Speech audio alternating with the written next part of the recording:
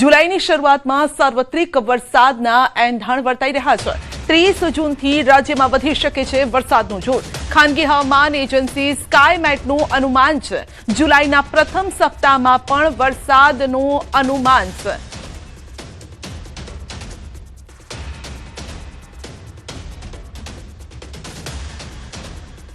તો ચોમાસાએ આ વખતે તમામ ખેડૂતોની ચિંતા વધારી છે। ચોમાસાનું આગમન તો થઈ ગયું પરંતુ હજુ સારા વરસાદ માટે ખેડૂતોએ રાહ જોવી પડશે। હવામાન નિષ્ણાત ચિરાગ શાહના અનુમાન મુજબ રાજ્યમાં સાર્વત્રિક વરસાદ માટે હજુ એક સપ્તાહ જેટલી રાહ જોવી પડશે। તો સુપર અલ નીનોની અસરના કારણે મધ્ય અને ઉત્તર ગુજરાતના કેટલાક વિસ્તારોમાં વરસાદ ઓછો રહેવાની શક્યતા છે। આખા ગુજરાતમાં સત્તાવાર વરસાદ ક્યારે જોવા મળશે તો હજુ પણ આપણે લગભગ એક વીક જેટલો સમયની રાહ જોવી પડશે ગુજરાતમાં પ્રોપર ચોમાસું પ્રસ્થાપિત થવા માટે। કારણ કે આપણે સુપર અલ નીનોના કારણે આ વખતે ચોમાસું આપણું ઘણું 10 થી 15 દિવસ જેટલું મોડું છે। દક્ષિણ ગુજરાતમાં છે, વાપી છે, વલસાડ છે, સુરત છે, નવસારી છે, એની અંદર આપણે લગભગ 100% જેટલો વરસાદ જોવાની સંભાવના પૂરેપૂરી છે। સૌરાષ્ટ્રના તમામ વિસ્તારો, તમામ જિલ્લાઓ એટલે દ્વારકા લઈ લો, જામનગર, ભાવનગર, પોરબંદર છે, જુનાગઢ છે, એ બધાની અંદર આપણને 100% સુધીનો વરસાદ જોવા મળશે। કચ્છની અંદર પણ આપણને 90% ઉપરનો વરસાદ જોવા મળશે। પંચમહાલ અને દાહોદ ડિસ્ટ્રિક્ટમાં પણ આપણને 85-90% જેવો વરસાદ જોવા મળશે। ખાલી ઉત્તર ગુજરાત અને મધ્ય ગુજરાત એની અંદર જ આપણને જે વરસાદની જે ઘટ જોવા મળશે એ લગભગ 15 થી 20% રહેશે। તો સુપર અલ નીનોના લીધે ચોમાસું મોડું અને નબળું રહે તેવી શક્યતાઓ છે। સામાન્ય કરતા ઓછો વરસાદ થાય તેવી પણ શક્યતાઓ છે અને આ વર્ષે સાર્વત્રિક વરસાદ 15% ઓછો રહે તેવું અનુમાન ચિરાગ શાહે વ્યક્ત કર્યું છે। આવનારું ચોમાસું 3 મહિના આપણે સામાન્ય કરતા થોડું ઓછું રહેવાની સંભાવના છે। કારણ કે આ વર્ષે સુપર અલ નીનોના કારણે આપણે ગુજરાતમાં અમુક એવા જિલ્લા અને અમુક એવા તાલુકામાં એવું બની શકે કે લગભગ 40% 50% થી પણ ઓછો વરસાદ થાય એ ઉત્તર ગુજરાત અને મધ્ય ગુજરાતના કોઈ નાના મોટા તાલુકા કે જિલ્લામાં આવી સંભાવના થઈ શકે છે। કારણ કે સુપર અલ નીનોની અસર છે તો સાર્વત્રિક ગુજરાતનું વરસાદનું પ્રમાણ લગભગ 80-85% રહેવાનું છે। એટલે આ વર્ષે પણ આપણને 15% જેવી ઘટ જોવા મળશે। દેશમાં ચોમાસાની સુસ્તી યથાવત। 24 કલાકમાં માત્ર 2 સ્થળે ભારે વરસાદ। કોલકાતા રત્નાગીરીમાં જ નોંધાયો છે સારો વરસાદ। અડધા દેશમાં ચોમાસું બેઠું પરંતુ સ્થિતિ મંદ છે। સાર્વત્રિક વરસાદના અભાવથી ચિંતાજનક માહોલ છે। ગુજરાતમાંથી વરસાદ ગાયબ હોય તેવી સ્થિતિ સર્જાઈ છે। ચોમાસું પાછા બાદ પણ નહિવત વરસાદ।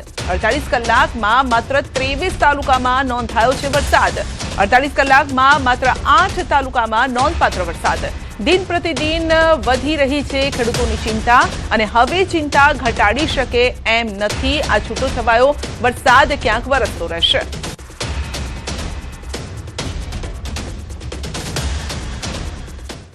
તો અલ નીનોને લઈને ચિંતાજનક સમાચાર। અલ નીનોની સ્થિતિ અંગે ફરી હવામાન વિભાગે આપી છે જાણકારી। ચોમાસામાં અલ નીનો મજબૂત બનવાની સંભાવના છે। આઈએમડીનું કહેવું છે અને સમુદ્રી વાતાવરણ કરાવી રહ્યું છે અલ નીનોની અનુભૂતિ।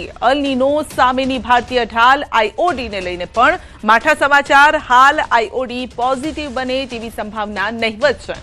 આખા ચોમાસામાં આઈઓડી તટસ્થ જ રહેવાનું અનુમાન છે। તો એમજેઓ પણ ચાલુ સપ્તાહ પૂરતો જ મદદરૂપ બનાવવાની સંભાવના છે અને હાલ ફેઝ 5માં છે। એમજેઓ સિસ્ટમને કરી શકે છે મદદ। તો આગળ જતા એમજેઓ ફેઝ 6 અને 7 તરફ જવાનું પણ અનુમાન છે। વધુ અપડેટ મેળવીશું સહયોગી લક્ષ્મણ પાસેથી। જી લક્ષ્મણ, આ વખતે ચિંતાજનક સ્થિતિ છે ચોમાસાને લઈને? બિલકુલ સંધ્યા, કેમ કે હાલ જોવા જઈએ તો ભારતમાં ચોમાસાને લઈને જે અનુકૂળ પરિબળો હોવા જોઈએ એમાંથી જે પરિબળો ચોમાસાને ગતિ આપતા હોય છે એ પરિબળોમાં હાલ મંદ જોવા મળી રહ્યા છે। એટલા માટે ચોમાસાની ગતિ છે તે ધીમી પડી ગઈ છે અને આપણે જોઈએ તો સામાન્ય રીતે એવું જોતા હોય છે કે ચોમાસાની શરૂઆતમાં જ બંગાળની ખાડી ખૂબ જ એક્ટિવ થતી હોય છે, ત્યાં લો પ્રેશર સર્જાતું હોય છે અને ત્યારબાદ આખા દેશમાં વરસાદની આખી સિસ્ટમ ફરી વળતી હોય છે। પરંતુ આ વખતે આપણે જોયું છે કે બંગાળની ખાડીમાં એક પણ લો પ્રેશર હજુ સુધીમાં સર્જાયું નથી, જ્યારે કે દેશમાં ચોમાસું અડધા દેશમાં પહોંચી ગયું છે અને જૂન મહિનો હવે પૂર્ણ થવામાં છે। એમ છતાં પણ બંગાળની ખાડીમાં એક પણ લો પ્રેશર નથી સર્જાયું।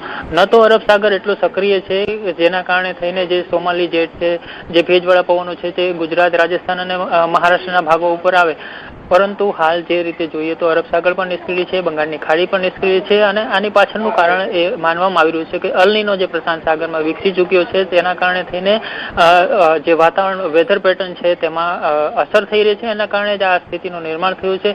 આ ઉપરાંત ખાડી દેશો તરફથી જે સૂકા પવનો આવતા હોય છે તેનું જોર હાલ ગુજરાત ઉપર વધારે છે, ગુજરાત રાજસ્થાનના ભાગો પર. તેના કારણે થઈને જે ચોમાસાના પવનોને જે નૈઋત્યના પવનો આવતા હોય છે, જે ભેજવાળા, તેને સેટ થવા માટે જે માહોલ મળવો જોઈએ એ પ્રકારનો માહોલ નથી મળતો. એક વખત જે સૂકા પવનો જે છે તે દૂર હટી જશે ત્યારબાદ જે નૈઋત્યના પવનો છે તેને સેટ થવા માટે થઈને યોગ્ય અવકાશ મળશે.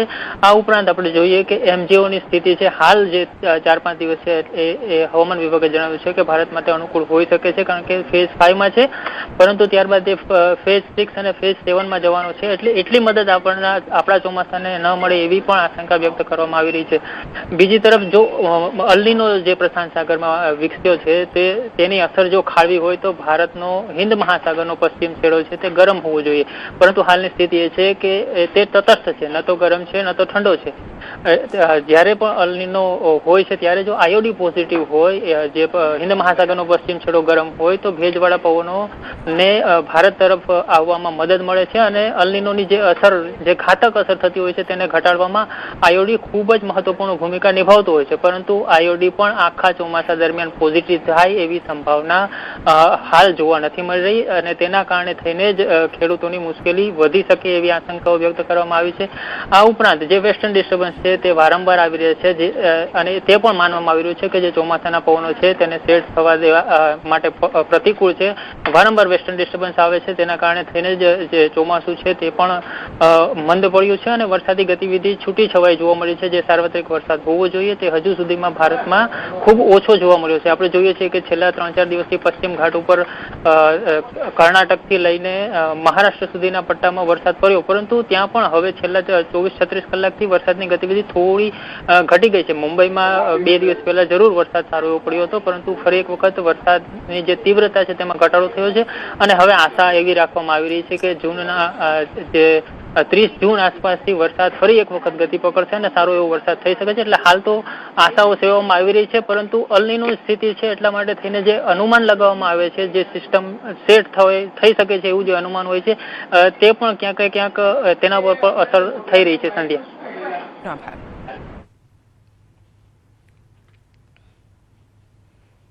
વલસાડ જિલ્લામાં આજે પણ વરસાદી માહોલ યથાવત છે. વાપી તાલુકામાં વરસાદી માહોલ, ચણોદ, ચલા, અજીતનગર, ડાભેલ ગેટ વિસ્તારમાં વરસાદ છે. વાપી શહેર અને આસપાસના વિસ્તારમાં પણ વરસાદી ઝાપટા પડ્યા. વાતાવરણમાં ઠંડક પ્રસરી છે. ખેડૂતોમાં પણ ખુશીનો માહોલ જોવા મળી રહ્યો છે.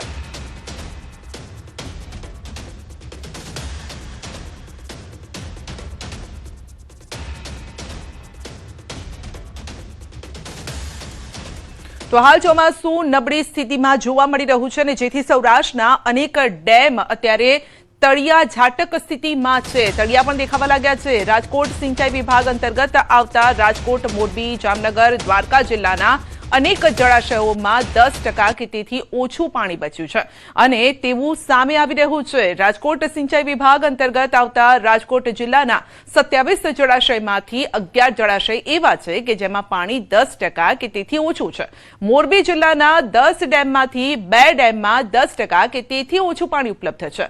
જામનગર જિલ્લાના 21 ડેમમાંથી 8 ડેમમાં 10% કે તેથી ઓછું પાણી ઉપલબ્ધ છે. રાજકોટ સિંચાઈ વિભાગ અંતર્ગત આવતા દેવભૂમિ દ્વારકા જિલ્લાના 11 ડેમમાંથી 8 ડેમમાં 10% કે તેથી ઓછું પાણી ઉપલબ્ધ છે અને જે અત્યારે ચિંતાજનક સ્થિતિ ગણી શકાય.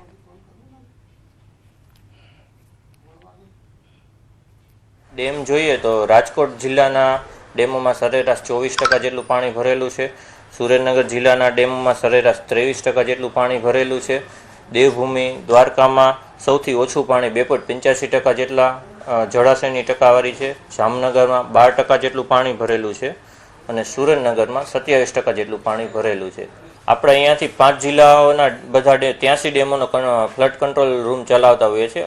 83 ડેમોમાં જો કોઈ પણ ડેમ ઓવરફ્લો થવાનો હોય, 70%, 80% ભરાવાનો તો વોર્નિંગ મેસેજ અહીંયાથી કાઢતા હોય છે. અહીંયાથી ગાંધીનગર દર 2 કલાકે આપણે ડેટા મોકલતા હોઈએ છીએ.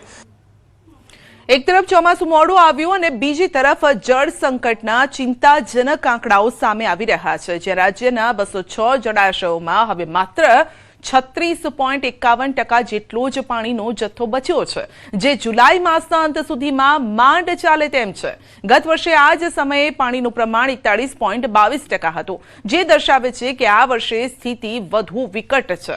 જો કે રાહતની વાત એ છે કે રાજ્યની જીવાદોરી સમાન નર્મદા યોજનાના સરદાર સરોવર ડેમમાં હાલ 65.37% પાણી ઉપલબ્ધ છે, જેના લીધે સરદાર સરોવર સહિત રાજ્યના તમામ 207 ડેમનો કુલ સરેરાશ જથ્થો 47.32% પર પહોંચ્યો છે. અને છતાં પણ આગામી દિવસોમાં જો વરસાદ ખેંચાશે તો પાણીની કટોકટી વધુ ઘેરી બની શકે છે.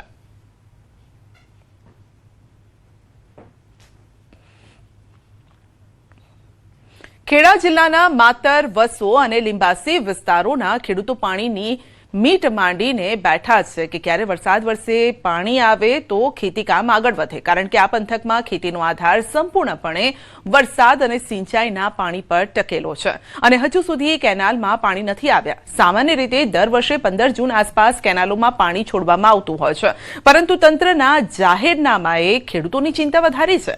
નર્મદા અને જળ સંપત્તિ વિભાગ દ્વારા બહાર પાડવામાં આવેલા એક જાહેરનામામાં 7 જુલાઈના રોજથી પાણી છોડવાનો નિર્ણય લેવાયો છે, એટલે કે ખેડૂતોને 20 થી 25 દિવસ મોડું પાણી મળશે અને તેથી ખેડૂતોમાં રોષનો માહોલ છવાયો છે. ખેડૂતો કહી રહ્યા છે કે જો સરકાર દ્વારા તાત્કાલિક પાણી આપવામાં નહીં આવે તો તેઓને રાતા પાણીએ રડવાનો વારો આવશે.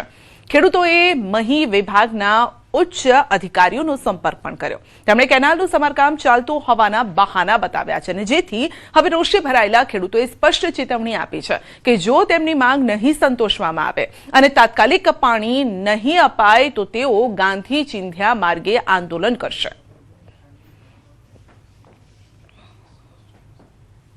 પાણી કાઢવાનું કર્યું તો સરકારે નિર્ણય, પણ અધિકારીઓ ઉપરથી કઈ જિલ્લામાંથી શું રમત એસી ને બરાબર એ ખબર ખેડૂતોને ખબર પડવા દેતા નહીં.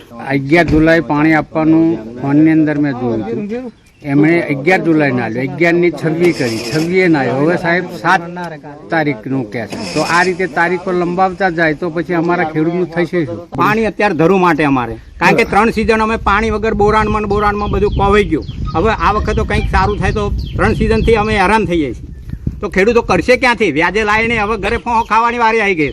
અત્યારે હાલ એમને કોઈ પાણીની વ્યવસ્થા કરી નથી અને 7 જુલાઈ આવવાનું કહે છે, તો 7 જુલાઈ આપે તો ધરું તૈયાર જ કેમનું કરીએ? બરાબર. વરસાદી હજુ આકાશે કઈ એંધામ દેખાતા નથી અને ખેડૂતો મોંઘા ભાવનું ધરું લઈને ત્રાહીમામ પોકાર્યા છે, જેના કારણે ધરું બળી ગયા છે. જગતનો તાત ફરી એકવાર લાચાર બન્યો છે. એક બાજુ કુદરત સાથ નથી આપી રહ્યો તો બીજી બાજુ સિંચાઈ ખાતાના અધિકારીઓની કોઈ બેદરકારીના કારણે ખેડૂતો આ વખતે પાણી વગર તડપી રહ્યા છે. આજે કેનાલમાં ઉભો છું, તે કેનાલ ગયા વર્ષે 8 તારીખે પાણીથી ધમધમી રહી હતી અને અત્યારે તમે જોઈ શકો છો કે આ કેનાલ સૂકી ભટ થઈ રહી છે. ખેડૂતોનું કહેવું છે કે આ વિસ્તાર છે ખેડા જિલ્લાનો માતર તાલુકાના છેવાડાના ગામડો કહી શકાય કે બામણગામ, દલોડી, વિરોધા સહિતના ગામડાઓની અંદર અહીંના ખેડૂતો છે તે મુખ્યત્વે ડાંગરનો પાક લેતા હોય છે અને આ પાકને લઈ અને તેઓ પોતાનું રોજીરોજાન ચલાવતા હોય છે. પરંતુ આ વર્ષે જે પ્રકારે વરસાદ નથી પડી રહ્યો અને બીજી બાજુ કેનાલોમાં પાણી નથી. ખેડૂતોનું કહેવું છે કે દર વર્ષે 15 જૂનના દિવસે કેનાલની અંદર પાણી આવી જતું હોય છે અને આ પાણીના કારણે તેઓ પોતે જે ડાંગરનું જે ધરું છે તૈયાર કરી શકતા હોય છે અને ધરું બાદ વરસાદ પડે એટલે રોપણી કરતા હોય છે. એક બાજુ પ્રી મોન્સૂન ઝાપટા પણ પડતા હોય છે એટલે ખેડૂતોને ક્યાંક ને ક્યાંક ધરુના પાણીમાં રાહત થાય છે, પરંતુ આ વર્ષે બિલકુલ વરસાદ નથી અને આ કેનાલોમાં પાણી નથી. જ્યારે ખેડૂતો આ સમગ્ર બાબતે જ્યારે રજૂઆત કરવા ગયા ત્યારે અધિકારીઓએ તેમને જવાબ આપ્યો હતો કે સિંચાઈ સલાહકાર સમિતિની જે બેઠક મળી હતી તેની અંદર સાંસદ સભ્ય અને ધારાસભ્ય સહિતના જે નેતા ઉપસ્થિત હતા અને આ ઉપસ્થિતિની અંદર 7 જુલાઈ નક્કી કરવામાં આવી છે. જે પાણી દર વર્ષે 15 જૂને આપતા હતા તેની 7 જુલાઈ તારીખ નક્કી કહી શકાય કે 20 દિવસ મોડું પાણી. એટલે ખેડૂતોએ કીધું કે સાહેબ તેઓ ખેતી નથી કરતા, ખેતી અમે કરીએ છીએ, અમને ખબર હોય કે શું દશા થાય. જો અત્યારે ખેડૂતો આ જે ખેડા જિલ્લા જે ખેડૂતો તમે ચીમક્યું છે કે જો આ પાણી વહેલું છોડવામાં નહીં આવે તો ગાંધીજીના માર્ગે નડિયાદ ખાતે તેઓ સત્યાગ્રહ આંદોલન પર છે તે ચીમકી અત્યારે ઉછાળવામાં આવી છે. ઉમંગ પટેલ, ન્યૂઝ 18 ગુજરાતી, બામણગામ, ખેડા. આણંદ જિલ્લાનો ખંભાત તાલુકાનો ભાલ વિસ્તાર કે જ્યાં ડાંગરનો પાક તૈયાર થાય છે, પરંતુ આ વખતે વરસાદ ખેંચાતા ખેડૂતોમાં ચિંતા છે.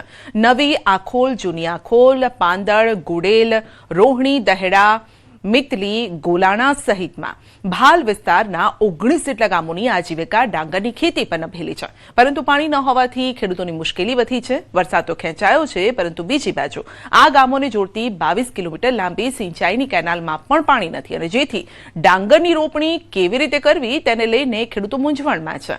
ખેડૂતોનું કહેવું છે કે સિંચાઈની કેનાલોની યોગ્ય સાફ સફાઈ નથી થતી, તેમજ કેનાલોમાં ગાબડા પણ પડી ગયા છે અને તેથી વહીવટીતંત્ર સત્વરે કેનાલોનું સમારકામ કરાવે તેમજ ડાંગરના ધરુની રોપણી થાય તેટલું પાણી પૂરું પાડે તેવી માંગ છે. આ ભાલ વિસ્તાર છે. ભાલ વિસ્તારની અંદર આ કેનલ આવેલી છે. આ કેનલ અત્યારે સાફ સફાઈ કરે છે, પોપડા પડી ગયા છે, માટી કાઢતા નથી. જાડી ચામડીના અધિકારીઓ અમારી વાતને કોઈ સાંભળતા નથી. બીજું કે પાણી અમારા ટાઈમસર અત્યારે જો અમને આપે તો અમારું ધરું તૈયાર થાય. ખેડૂતોની કોઈ રજૂઆત આ જાડી ચામડીના અધિકારીઓ સાંભળવા તૈયાર નથી. ચાલુ સાલે ચોમાસું લેટ છે અને ખેડૂતોની એક રજૂઆત છે કે તમે અમને આજની તારીખે પાણી આપો તો અમારા ધરું તૈયાર થાય, અમારો પાક સમયસર તૈયાર થઈ જાય. 20 જૂનની આજુબાજુ અમારું ધરું નખાઈ જવું જોઈએ. એની જગ્યાએ આજે 25 જૂન થઈ. અધિકારીઓ પાણી આપવા બાબતે કોઈ વાતમાં સંમત નથી. અમરેલીના ચતુરી ગામે સિંહના હુમલાનો મામલો છે. બાળકના મોત બાદ વન મંત્રી ચતુરી ગામની મુલાકાતે પહોંચ્યા. અર્જુન મોઢવાડિયાએ મૃતકના પરિવારને સાંત્વના આપી. અર્જુન મોઢવાડિયાએ ઘટના સ્થળનું નિરીક્ષણ પણ કર્યું. ધારાસભ્ય જીવી કાકડિયા સહિતના આગેવાનો પણ હાજર રહ્યા. વન વિભાગના ઉચ્ચ અધિકારીઓએ પણ સ્થળની મુલાકાત લીધી. ગ્રામજનોએ વન મંત્રી સમક્ષ વિવિધ મુદ્દે લેખિત રજૂઆત કરી. ચતુરી ગામમાં સિંહના હુમલા બાદ સુરક્ષાના મુદ્દે ચર્ચા તેજ બની છે. વન વિભાગના નબળા વર્તન સામે લોકોમાં ભારે રોષ પણ જોવા મળી રહ્યો છે. આજે વનમંત્રી અર્જુનભાઈ મોઢવાડિયા સાહેબ અહીંયા રૂબરૂ અમારી સ્થળની મુલાકાત પણ લીધી. આ પરિવારને સાંત્વના આપી અને આ મુદ્દે ફોરેસ્ટને લગતા અનેક મુદ્દાની અમે રજૂઆત કરી છે કે જંગલને છોડી અને રેવન્યુ વિસ્તારમાં સિંહ દીપડાની અવરજવર વધારે છે. એ રેવન્યુમાંથી સિંહ દીપડાને કાયમી માટે જંગલમાં લઈ લેવામાં આવે. જે અસ્વાભાવિક ઘટના બની છે એ સંદર્ભે અમે અભ્યાસ કરીને અધિકારીઓ સાથે ચર્ચા કરી એમના લાંબા ગાળાના અને ટૂંકા ગાળાના જે આયોજનો કરીને આ મેન એનિમલ કોન્ફ્લિક્ટ ભવિષ્યમાં ના થાય એ માટે પૂરા પ્રયાસ કરીશું. રાજકોટના જંગલેશ્વર ડિમોલિશન ખર્ચ મામલે વધુ એક ઘટસ્ફોટ થયો છે. મિનરલ વોટર મંડપ પાછળ કરાયો છે 19.10 લાખનો ખર્ચ. મિનરલ વોટર માટે મનપાએ ચૂકવ્યા 12.40 લાખ. મંડપ વ્યવસ્થા પાછળ ખર્ચાયા 6.70 લાખ. બિલમાં માત્ર તારીખ અને રકમનો જ ઉલ્લેખ છે. પાણીનો સપ્લાયનો કોન્ટ્રાક્ટ ઉમિયા મંડપ સર્વિસને આપ્યો અને 2 અલગ અલગ વિભાગો વચ્ચે બિલની વહેંચણી. ભોજનનો ખર્ચ આરોગ્ય વિભાગ હસ્તક મૂકવામાં આવ્યો. પાણીનો ખર્ચ સાંસ્કૃતિક વિભાગ હસ્તક. 27 લાખના ભોજન ખર્ચ બાદ હવે પાણીનો ખર્ચ પણ ચર્ચામાં છે.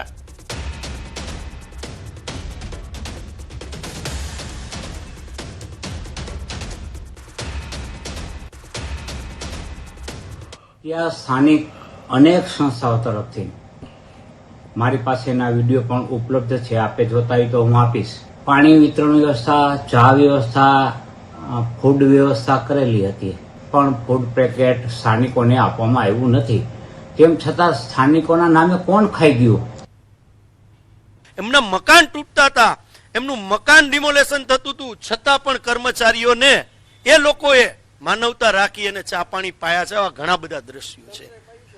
ઘણા બધા તંત્રએ પાણી ક્યાં પાયું છે કે જે ભ્રષ્ટાચારી અજગરની મેં વાત કરી. એમાં મ્યુનિસિપાલિટી કમિશનર, ભારતીય જનતા પાર્ટીના સત્તાધારી લોકો બધા એ અજગરમાં મિક્સ હતા. એટલે પાણી તો લોકોએ પાયું છે. આ તો બિલ બનાવ્યું છે. એ લોકોના મકાન પડતા હતા તો પણ પાણી પાયું. તો આ અંગે જ વધુ અપડેટ મેળવીશું. હાર્દિક આપણી સાથે જોડાઈ ગયા છે અને તેમની પાસેથી જ અપડેટ મેળવવાનો પ્રયત્ન કરીએ. જી હાર્દિક, જે મનપાએ ખર્ચ કર્યો, સવાલ એ છે કે લોકો પણ કહી રહ્યા છે અને સ્થાનિકો પણ કહી રહ્યા છે કે ચા પાણી તો અમે પીવડાવ્યા હતા, તો પછી આ બિલ શાના આવ્યા? અને આવા તો અનેક બિલ છે.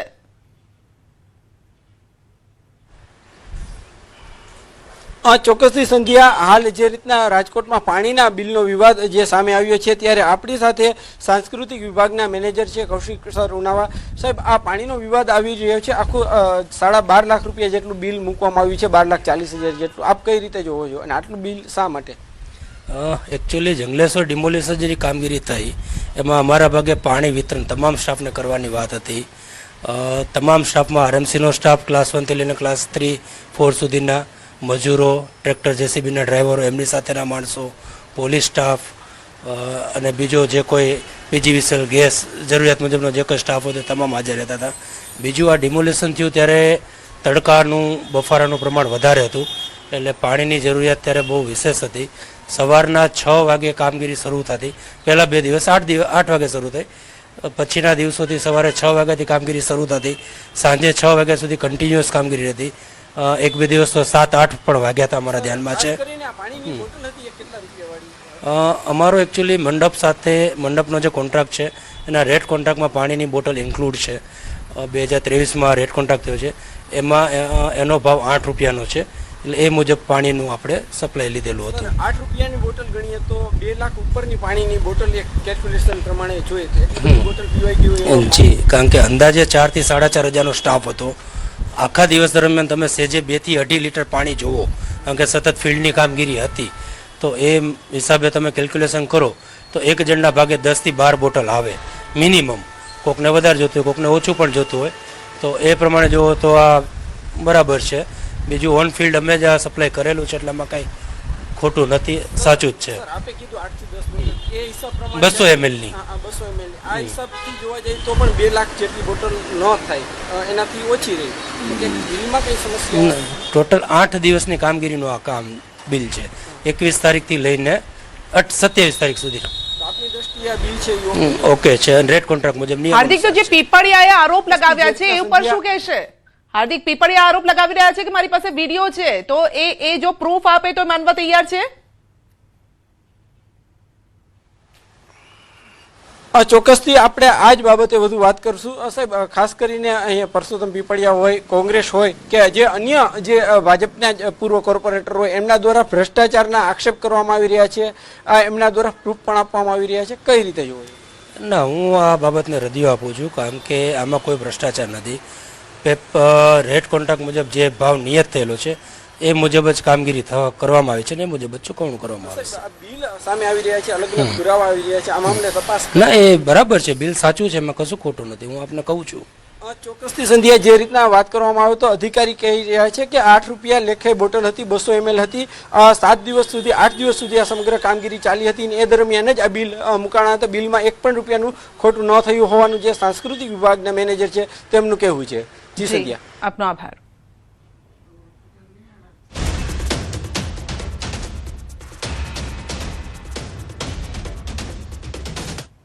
બુલેટિનમાં આગળ વધીશું નાનકડા બ્રેક બાદ.